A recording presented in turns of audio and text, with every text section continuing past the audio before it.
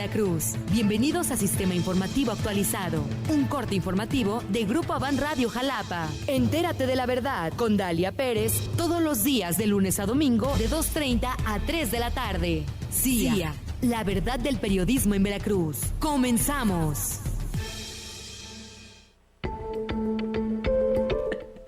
¡Ay! ¿Cómo están? Soy Dalia Pérez, te saludo y te doy la bienvenida así a Sistema Informativo Actualizado, que llega hasta ti de lunes a domingo a través de las estaciones de Grupo Avan Radio que se enlazan. Así es que un gusto saludarte a través de la máquina en el 97.7, de la neta en el 102.5, de digital en el 98.5 y a través de Magia, que está contigo a través de la frecuencia 93.7 de FM. Pero yo quiero sugerirles que también nos busquen en YouTube, en Sistema Informativo Actualizado. Puede darles clic a la campanita, seguirnos para que les notifique cada vez que tengamos un programa nuevo, y a través de Facebook, porque yo sé que a veces pues no nos puedes escuchar, a lo mejor tienes un compromiso, una cita, estás en el trabajo y en la oficina llega el jefe y te dice bájele, está muy alto el radio, y bueno, pues nos puedes ver en algún otro momento y compartir los contenidos que esperamos sean de interés, que sean relevantes para ti, para tu vida, para tu familia, y que esto te invite a que nos compartas. Así es que en este programa de hoy tengo como invitado, como ya se prometió en la semana, al doctor Martín Quitano, que cada vez que nos arrancamos a platicar se nos va la vida como el agua. Muy rápido. Bueno, pero es que los temas son, espero, de alto impacto para quienes nos ven y nos escuchan, y evidentemente que a nosotros nos parecen que deben de tratarse puntualmente. Así es, y además, bueno, pues con tanta experiencia, con la claridad de tu mirada, bueno, pues hay pues temas que se abordan de una manera, sí, profesional, pero con un lenguaje bastante llano, sencillo, para que sea interesante y sea ameno y accesible para toda nuestra audiencia.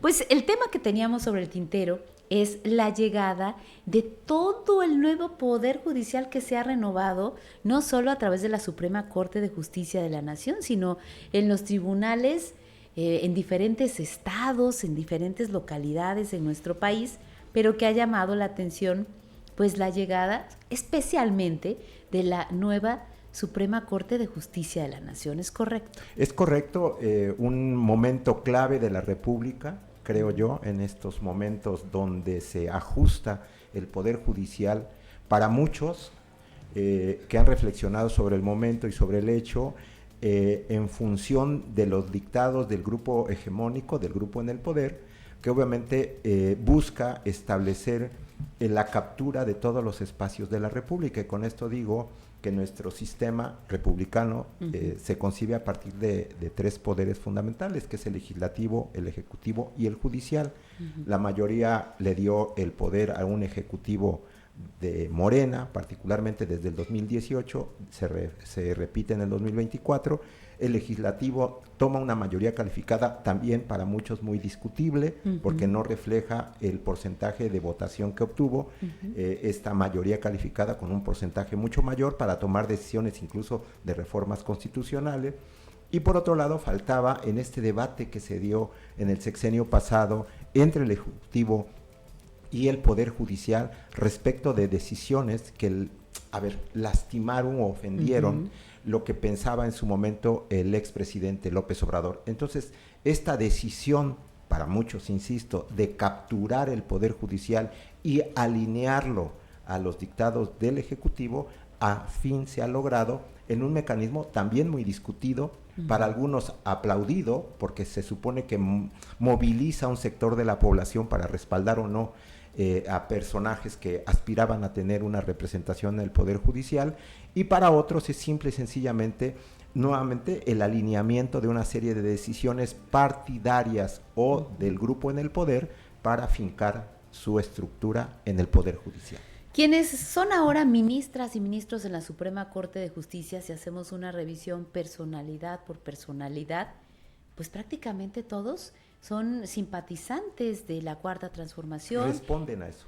Han tenido alguna encomienda, algún encargo en su pasado desde el punto de vista político partidario o de la administración pública, que tiene todo que ver con Morena y la Cuarta Transformación. Es correcto. yo creo que hay que aplicar algunos datos en la mesa, particularmente que se renovaron cerca de 800 puestos del Poder Judicial de la Federación, que significa la mitad, un poco más de 800, y que en el caso de Veracruz, que estuvo entre los 19 estados que tuvieron una elección del Poder Judicial del Estado a nivel nacional, se renovaron 90 espacios, un poco más. Lo que es cierto es que lo que significa esto es que cuando tú empiezas a definir una búsqueda de quiénes están aspirando, al menos en la Suprema Corte, como bien nos dices, todos responden al modelo en el gobierno. Empezando por las 3 ministras reelectas, que obviamente ya habían mostrado su nivel de cercanía con el régimen, con la visión de la Cuarta Transformación. A ver, ¿y esto es una buena noticia o es una mala noticia para México? No, bueno, yo creo que merece una discusión profunda porque le quita lo que se supone lo hace un poder como tal, que es la autonomía. O sea, al definirse perfiles de esta cercanía, llama a la preocupación de que este poder ya no es un poder autónomo, sino es un poder militante. En ese sentido, pues se rompe el paradigma de la autonomía de los 3 poderes fundadores de la República como concepto.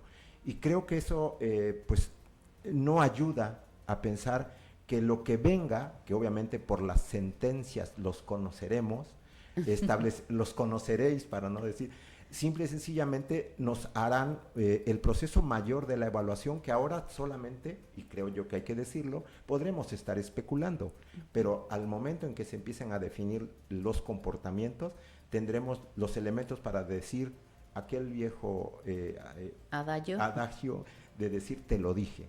Y creo que hay elementos que además nos deben estar preocupando también lateralmente a esto, y es la forma en la cual se dan los primeros momentos de visibilidad en el 1 de septiembre, cuando establecen una especie de gran espectáculo de reconocimiento a los pueblos originarios, y que incluso en algún momento pudiera parecer que rompe elementos fundacionales de la Constitución y de la visión laica del Estado mexicano, al establecer estas limpias, estos ruegos a Quetzalcóatl y esta imagen que a mí me parece muy fuerte de ver a los ministros de la Suprema Corte hincados en una salutación, no sé si de carácter de reconocimiento cultural o religioso, pero que al final de cuentas sí nos mete en una discusión innecesaria, creo yo, porque creo que esto, si lo quieren hacer, lo podrían hacer en el espacio privado, pero no como representantes de un poder y de una constitución, garantes de una constitución. A ver, yo aquí resaltaría un par de cosas. Primero, si pensando positivo se quiere honrar desde el punto de vista cultural a este México precuautémico, antes de la llegada de los españoles, porque sabemos que en la Cuarta Transformación hay rescremores, hay todavía un recelo en contra de la conquista y de todo lo que sucedió después de ello. Sin embargo, cuando se celebran rituales de esta naturaleza, y estamos hablando de ciertos dioses en particular, de alguna manera también se está anulando la diversidad precuautémica que había en nuestro territorio.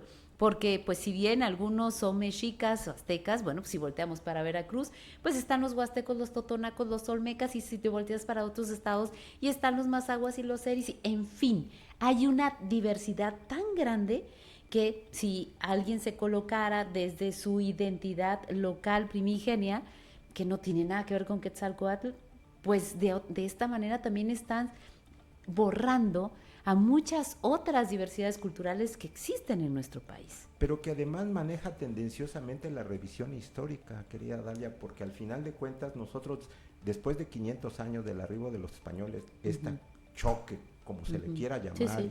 No fue terso. No fue terso, ni nada por el estilo, pero que es fenómeno de los tiempos, al final de cuentas, y merece una discusión que podríamos dar en otro momento. Otro programa. Muy bien. Yo creo que aquí la situación es cómo es que anulan la posibilidad de reconocimiento de los últimos 500 años. También. Cuando nosotros somos un país pluriétnico, multicultural, asumido así incluso en los documentos también constitucionales. Y creo que esta parte lo único que busca es en función de la narrativa oficial, tener una visión única de la historia de México, cosa que es también muy atrevido. Creo que es necesario replantearnos la apertura para en la pluralidad y en la diversidad y en esta multiculturalidad que existe en nuestro país, tener cuidado de mandar mensajes como este que se está mandando, que efectivamente, yéndonos puntualmente a las cosas que se dieron, anula otras regiones del país. Y yo me preguntaría, si el señor presidente de la Suprema Corte de Justicia es un oaxaqueño, que por cierto creo que no tenía como figura principal a Quetzalcóatl. No, de ninguna manera. Bueno, en este sentido yo lo planteo como una provocación. Él hace un proceso de reivindicación de los mexicas que eran los opresores de todo el mundo.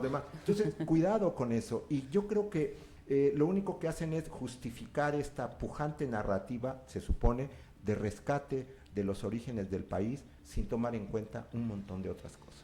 Pero además, pasando por alto un principio que mencionaste hace unos momentos, el principio de que México es un estado laico y que, al menos en el papel, al menos en la constitución política de los Estados Unidos mexicanos, cualquier mexicana, cualquier mexicano debería tener derecho a pensar, creer en la fe, sostener la fe en el Dios, la deidad de su preferencia o no, incluso, y que esto no tendría nada que ver con el ejercicio de la polis, con la actuación de un Estado, con la actuación de un gobierno, con la actuación pues de una administración pública, que es una cosa completamente independiente de la fe. Hay una cuestión que nos hace socialmente hablando referentes de un grupo o una especie que puede definir dos momentos fundamentales, creo yo, lo público y lo privado. Y en ese sentido, todos tenemos legítimos derechos a tener una vida privada con distintas variantes respecto de comportamientos, creencias, capacidad, etcétera, un montón de lecturas. Pero en lo público hay garantías legales que norman la convivencia y entre ellas, constitucionalmente hablando para nuestro país, es que formalmente somos un Estado laico que no favorece que desde los espacios de representación pública, política o no, se ejerzan actividades privadas como la religión. Es momento casi de hacer una pausa. Yo le voy a pedir a mi compañero Darío Casarín, para quienes nos estén viendo a través de Facebook y YouTube, o más tarde quieran hacerlo, que nos comparta el video del momento en que se realizan todas estas actividades previo a la instalación de la Suprema Corte de Justicia de la Nación, que en este momento está en funciones. Mientras tanto, vamos a hacer una pausa para ti que nos escuchas en radio. Yo soy Dalia Pérez, estoy conversando con el doctor Martín Quitano y la plática está sabrosa. CIA, la verdad del periodismo en Veracruz. Con Dalia Pérez, regresamos.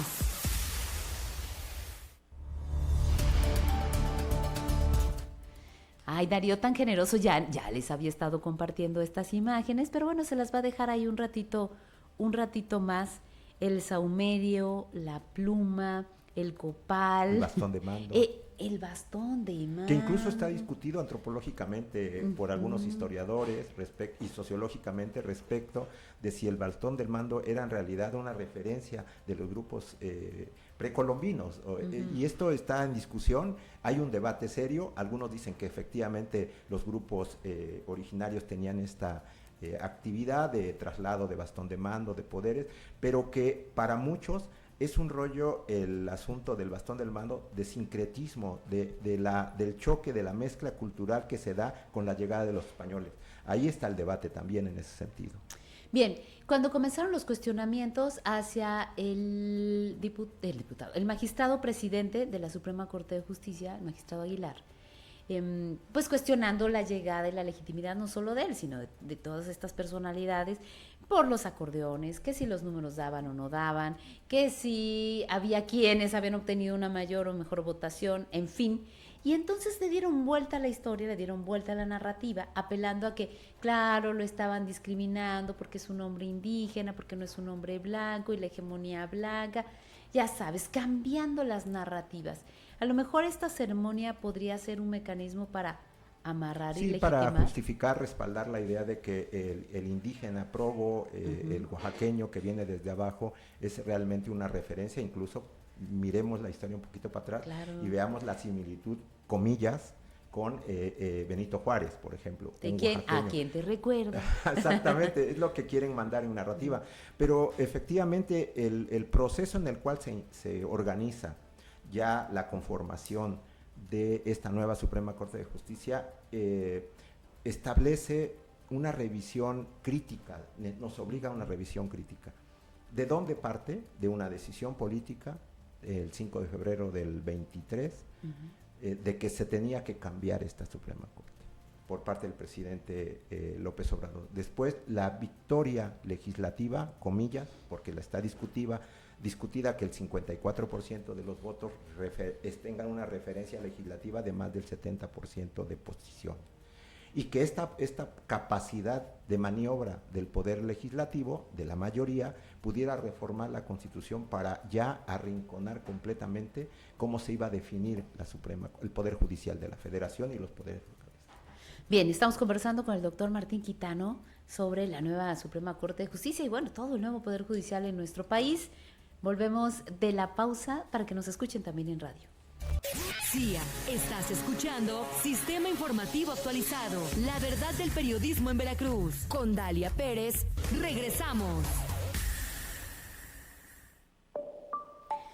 Ahora que me encantaría retomar algo que dejamos antes de la pausa para nuestros amigos en radio que nos escuchan en Sistema Informativo Actualizado, a Dalia Pérez, su servidora, y a Martín Quitano. Doctor, gracias siempre por reflexionar en voz alta con nosotros.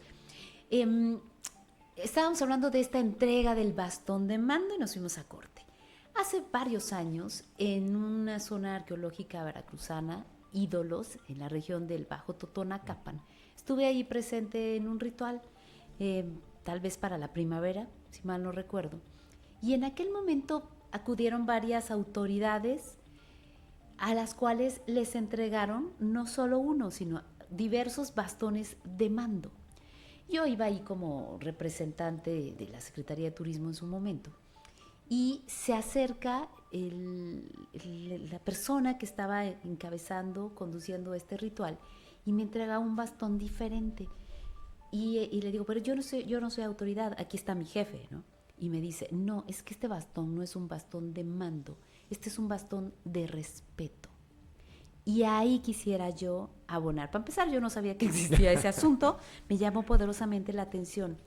¿Qué tanto entregar este bastón al nuevo titular de la Suprema Corte de Justicia, acompañado de todos estos rituales, le otorga respeto? Sí, efectivamente, pareciera que más bien es un acto de escenografía, ¿no? Que no tiene mayores trascendencias, que no las tiene en términos reales, pero que quieren aparecer en la narrativa oficial como garantía de respaldo. Como respaldo social. Social, okay. ¿sí? Ahora, este respaldo social que en términos de la convocatoria para la elección de este mismo Poder Judicial renovado, no se dio. Recordemos que el proceso de votación tuvo más o menos 10% de participación en la votación para elegir. De cada 100 personas, cada ni 10. una. Bueno, de cada 100, 10. De cada 10, ni una. ¿Cómo se dan estos 10 votos?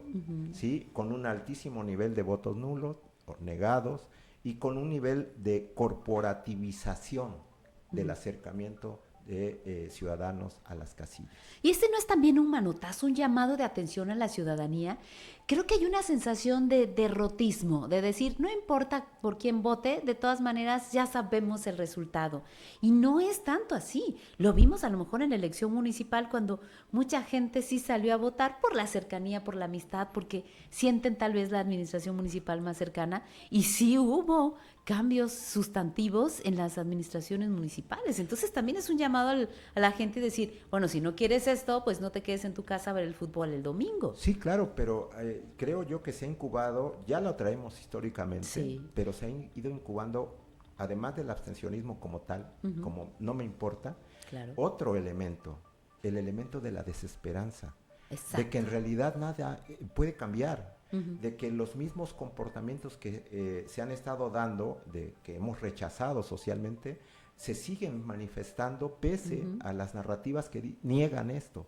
Y entonces el negacionismo institucional instalado, lo único que ha hecho es tratar de ocultar que hay un abandono de la participación ciudadana esperanzada que se dio hace algunos años en favor de los que se manifestaban distintos. Claro, que teníamos una participación de más de 60% en los procesos A ver, electorales. en la municipal tuvimos municipios donde votaron 29 de cada 100, o sea, una caída estrepitosa de la votación, y la votación en general creo que va por arriba de los 40, si bien nos va, del 40%.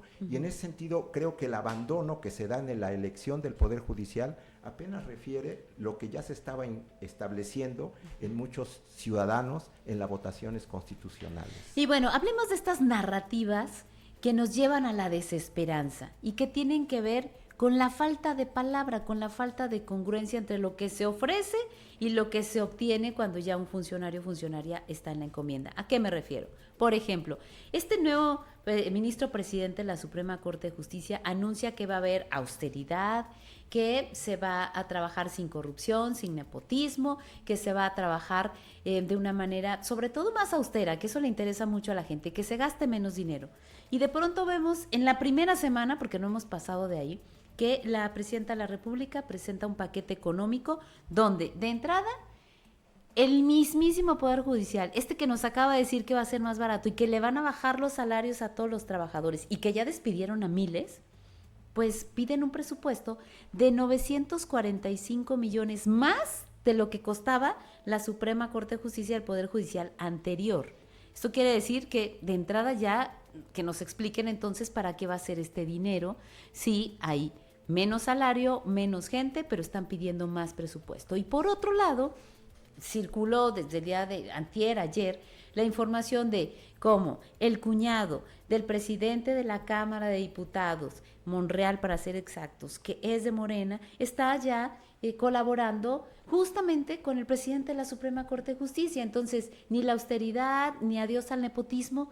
¿Será que esto contribuye a la desesperanza? Por supuesto, la imagen del presupuesto presentado para el 26, donde se incrementa no 900, sino casi 11,000 millones, de 73,000 millones a 85,000 millones pasa, que hoy hacen un control de daños la presidenta y que dice que este presupuesto lo hicieron los ministros del periodo anterior y que tal vez, y estas son palabras de la presidenta, pasaron de largo los nuevos ministros porque no tuvieron tiempo de modificarlo.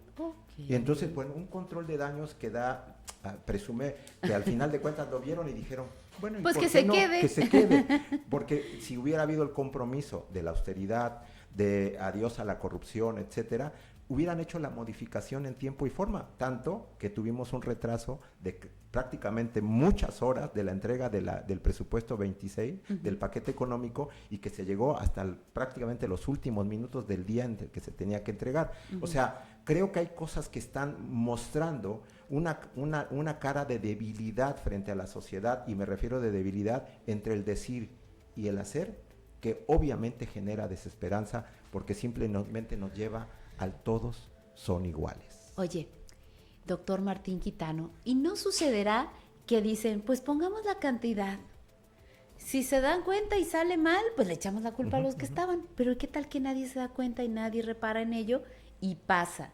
¿Será importante entonces que hoy, sí o sí, no sé si por primera vez o como se desearía, las diputadas y los diputados hicieran su chamba y se pusieran a revisar esos paquetes económicos que son miles de hojas, con sus anexos, y que la mayoría de diputadas y diputados llegan y votan y no conocen el contenido? Te digo porque estuve ahí y de pronto volteaba a los compañeros de curul y te decían, ¿y qué vamos a votar? ¿Y cómo hay que votar? Amigo, pues ¿cómo no leíste el dictamen de comisión? Es que no lo hacen, ¿no? Porque al final, pues la mayoría a lo mejor trae una intención, pero hay minorías que nos representan en general a la ciudadanía y que tendrían que sacar la lupa y observar estos pequeños detalles para que la desesperanza al menos se ilumine y digan, bueno, aquí hay 2 o 3 personajes que sí son representantes populares, que sí están haciendo su trabajo, que sí están poniendo el dedo sobre el renglón y que a lo mejor podrían llevar, como este comentario de la presidenta Claudia Sheinbaum, decir, se van a hacer ajustes porque no es así lo que queremos. El propio Monreal salió a decir, no es así, se van a hacer ajustes, y que al menos pues hay un acercamiento entre esta realidad carísima que nos quieren plantear y una realidad un tanto más austera para poder hacer las cosas bien, pero con menos dinero. Sí, una de las grandes quejas sociales respecto de los representantes políticos, particularmente de los legisladores, es que no trabajan.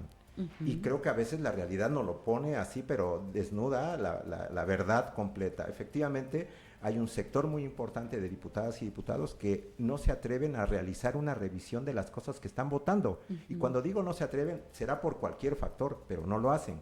Al final de cuentas, las contradicciones se van mostrando por aquellos que efectivamente sí participan en la revisión, sí hacen un escrupuloso seguimiento sobre lo que se está votando, y eso es la parte de la luz que yo creo que es necesaria en un ambiente tan oscuro, marcado por las decisiones más que nada militantes.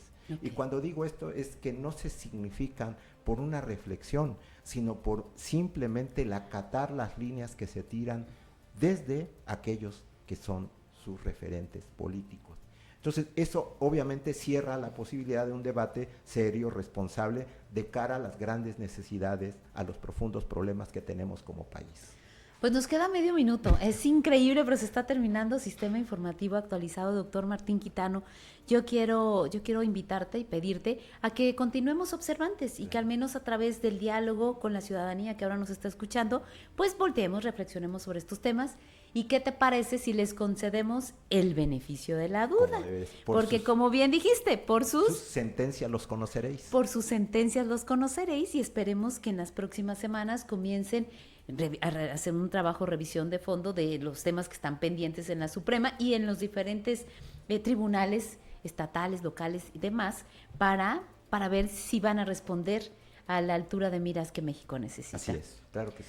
Pues muchas gracias a ti por la visita, gracias. Muchas gracias a Alexis Torres, gracias por los apuntes, a Darío Casarín, a mi compañera Calia, a todo el equipo de Avan Radio, gracias a ustedes por su atención. Yo soy Dalia Pérez, les dejo con palabra de periodista Luis Rodríguez Zavala. Por hoy, CIA, se acabó. Hola Domingo, buenos días Domingo. Así saludo hoy a seguidores y radioescuchas de nuestro sistema informativo actualizado en Grupo Avan Radio desde Jalapa, capital de Veracruz. Buena tarde, Dalia Pérez. Como suele saludarme por WhatsApp la maestra Veritas, mi querida amiga Verónica, que me aplica el saludo de un niño al pasto del parque por donde camina todos los días. Buen día, Pastito, le expresa. Escribía mi opinión sobre testamentos, drogas, sexo y algo más cuando terminé de leer Semanal, la revista del diario El País en España, sobre la palabra verdad, del escritor Martín Caparrós.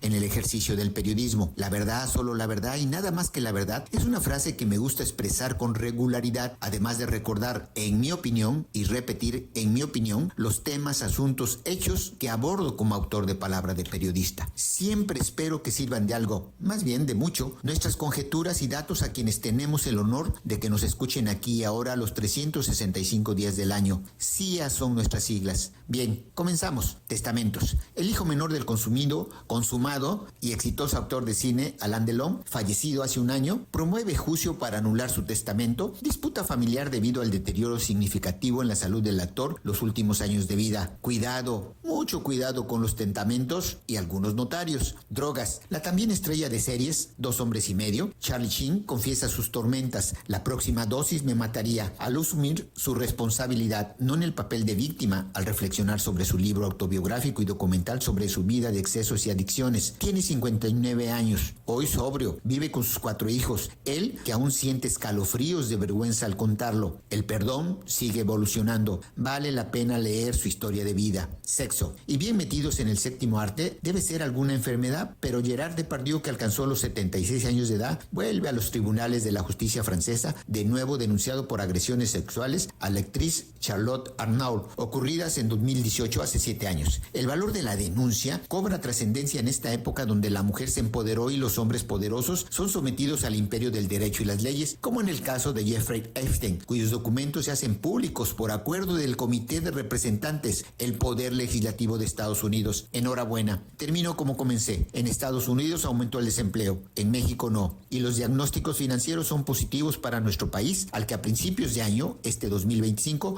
no le daba ni un punto de crecimiento en su Producto Interno Bruto, es decir, casi anticipaban cero crecimiento crecimiento o hasta decremento. Con el presupuesto del gobierno de la doctora Claudia, la novedad es que el famoso PIB podría crecer a más del 3%, estabilidad económica que no creían lograr. Y digo esto a pesar del anuncio del secretario Marcelo Ebrard Casaubon para imponer aranceles del 50% a la industria automotriz de China. Ni más ni menos. No es broma, ¿o sí? Soy Luis Rodríguez Zavala.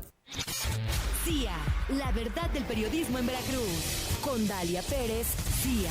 Te seguiremos informando en la siguiente emisión. Todos los días de lunes a domingo de 2:30 a 3 p.m. en todas las plataformas y frecuencias de Grupo Avan Radio.